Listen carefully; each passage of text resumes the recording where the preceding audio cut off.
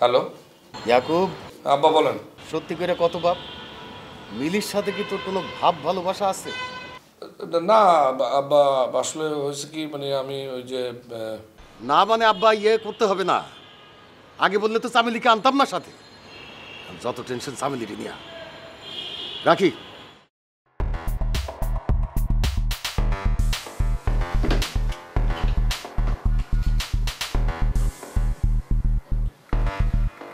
Hello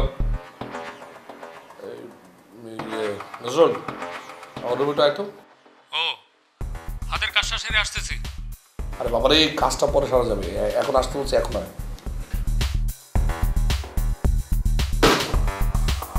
কি বলছেন বস? আপনার অফিসে আমি আপনাকে বাঁচাবো মানে? আরে কমিস, আমি কি অফিসের কথা বলতেছি? আমি আব্বার কথা বলতেছি। আব্বা এই মাত্র ফোন দিছিল, কিছু করবো তো বুঝতেছি না, তুই বাঁচা। আচ্ছা আমি একটা জিনিস বুঝতেছি না, তোর সমস্যা কত বিয়ে করলে? হ্যাঁ, দুইটা মেয়ে কত সুন্দরী। হ্যাঁ পারো না, পারবি না।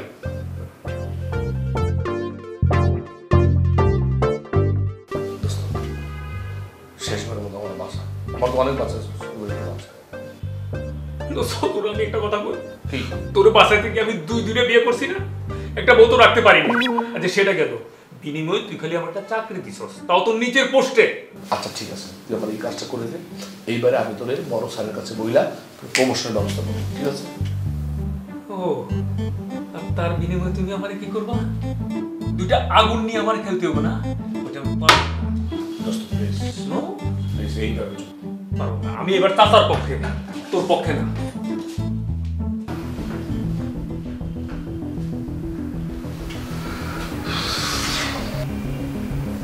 খাল কেটে থেকে কুমির নিয়ে আসছি।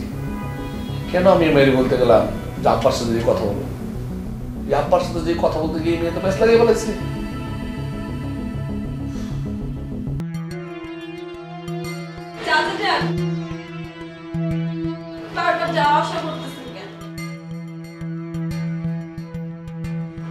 কি কইতে আইছিলেন কইয়া যা।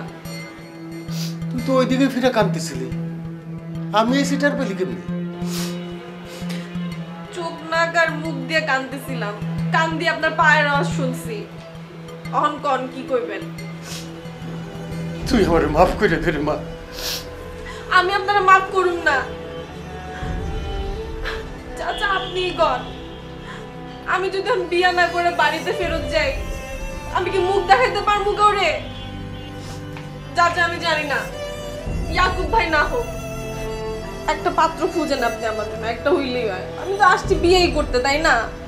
অবশ্যই তোর বিয়া দিব, আমি তোর বিয়া দিব। তুই কোনো টেনশন করিস না।